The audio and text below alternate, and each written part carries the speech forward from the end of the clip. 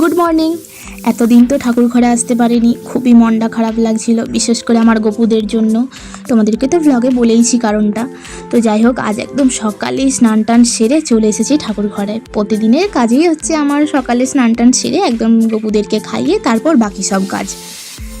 তো যাই হোক, একদম ভালো করে মন ভরে পুজোটা দিয়ে চলে এসেছি একটু ঘরটা গোছাতে। খুব অগোছালো হয়েছিল, আর এই অগোছালো ঘর না একদমই ভালো লাগে না, খুব নেগেটিভিটি কাজ করে।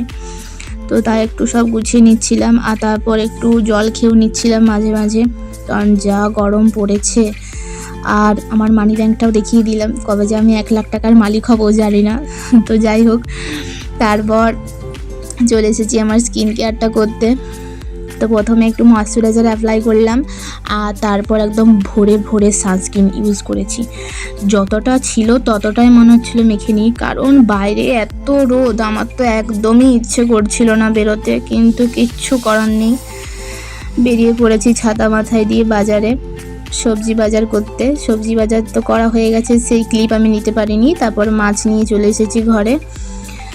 আর যাই হোক, মা আমাকে কিছু একটা জিজ্ঞাসা করছিল, তো সেটা বলছিলাম মাকে। আর তারপর আর কন্টিনিউ করিনি, কারণ টিউশনও পড়াতে গিয়েছিলাম, সেটা আমি আর করতে পারিনি। আর তারপর বসে পড়েছি দুপুরে খাওয়া দাওয়া করতে।